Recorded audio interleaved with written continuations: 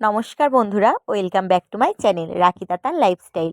তোমরা সবাই কেমন আছো? আশা করছি ভালো আছো, আর আমিও ভালো আছি। তো বন্ধুরা, আজকে এখন হচ্ছে সন্ধ্যাবেলা।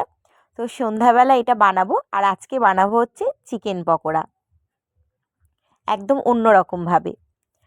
তো বাবা দুপুরবেলা মাংসই নিয়ে এসেছিলো, তো তার থেকে আমি সলিড মাংস কিছুটা তুলে রেখেছি। আর মাংসগুলো কিন্তু আমি এখন কেটে ছোট ছোট করব না, এরকম বড় বড়ই থাকবে। আর এখানে প্রায় 500 মতন মাংস আছে। আর আজকে এই চিকেন পকোড়াটা বানানোর জন্য আমি কি কি উপকরণ নিয়েছি চলো তোমাদের দেখিয়ে দিই।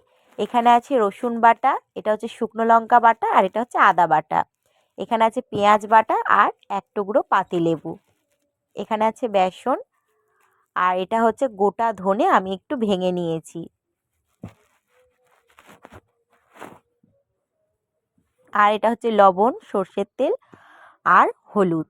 আর এটা হচ্ছে কর্নফ্লাওয়ার, ওটা কর্নফ্লাওয়ার।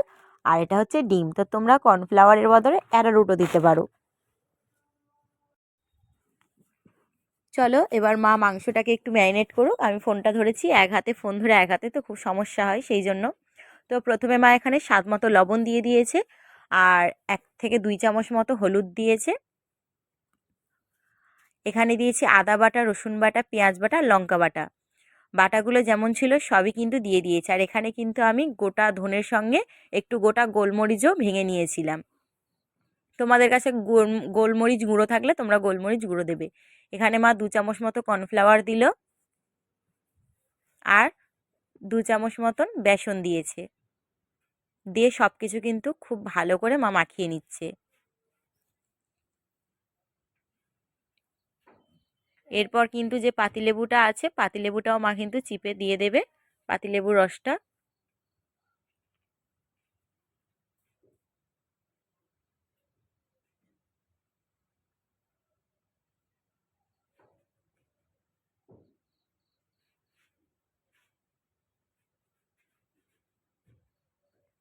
এরপর একটা যে ডিম নিয়েছিলাম, সেই একটা ডিমও কিন্তু মা ভেঙে দিয়ে দিল। আর এতে কিন্তু জল দেওয়ার কোনো দরকার নেই, এক ফোঁটাও জল দিতে হবে না। সব কিছু কিন্তু খুব ভালো করে মেখে কিন্তু প্রায় আধা ঘন্টা মতন ঢাকা দিয়ে রাখতে হবে।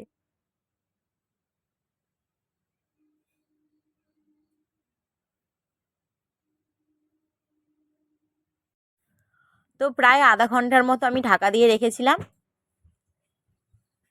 দেখো।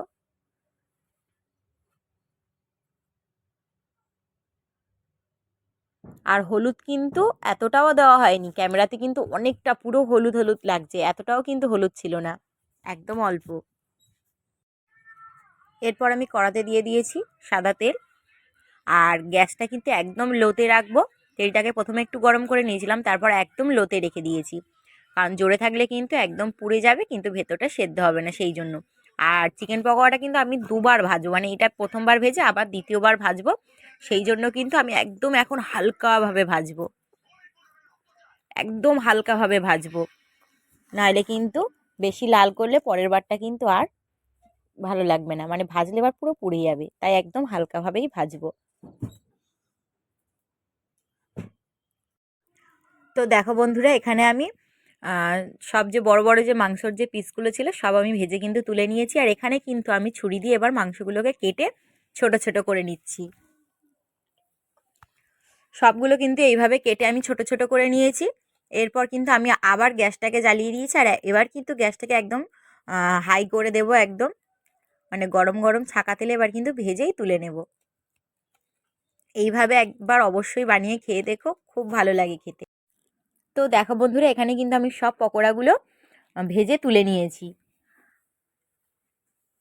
তো আজকে এই পুরো রেসিপিটা তোমাদের কেমন লাগলো অবশ্যই কিন্তু কমেন্টে জানিও। আর অবশ্যই এইভাবে একবার বাড়িতে বানিয়ে খেয়ে দেখো বন্ধুরা, দারুণ খেতে হয় কিন্তু, সত্যি বলছি। দুবার করে ভাজলে কিন্তু বাইরে থেকে যে কুড়মুড়ে একটা ভাব থাকে সেটা কিন্তু হয়, আর ভেতরটা একদম নরম থাকে, মাংসগুলো বেশ ভালো লাগে খেতে। আর দোকানে যে চিকেন পকোড়ার সাথে যে চাটনিগুলো দেয়, ধনে পাতা, পুদিনা পাতা, আমেদা এইসবের, সেটা কিন্তু আর বাড়িতে আজকে বানাইনি। আজকে কিষান সস দিয়েই খাবো আমরা। তো আজকের রেসিপিটা মানে চিকেন পকোড়া রেসিপিটা তোমাদের কেমন লাগলো অবশ্যই কমেন্টে জানিও। আর ভালো লাগলে অবশ্যই আমার চ্যানেলটাকে সাবস্ক্রাইব করে আমার পাশে থেকো, একটা লাইক কমেন্ট শেয়ার করে দিও। তো চলো বন্ধুরা, টাটা, তোমরা সবাই ভালো থেকো, সুস্থ থেকো। সবাইকে জানাই শুভ সন্ধ্যা।